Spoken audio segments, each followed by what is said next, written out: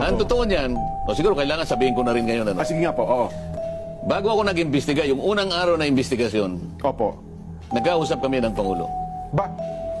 At siya mismo ang nagbigay ng ilang mga detalye na kakailanganin ko.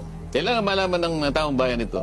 Yan ang malaking balita ngayon. At sinabi niya sa akin, sana ay magtagumpay ka. Kaya, para dyan sa gumawa ng komunikasyon na yan, hindi. Ang Pangulo mismo ay nagbigay ng pahiwatig na sana magtagumpay ang iyong pagdinig.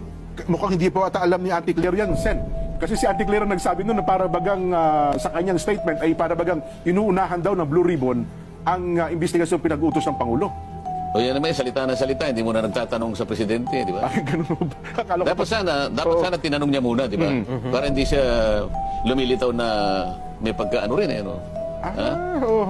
O pagkatapos namin nag-uusap, may dumating na isang bisita, naupo sa tabi ko.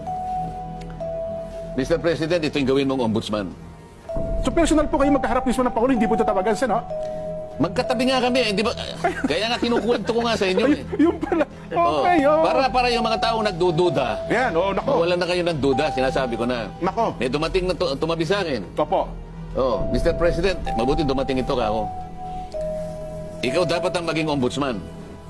Kasi yung 17 aplikante doon, wala akong masasabi, basta't mas gusto kita kaysa doon sa 17.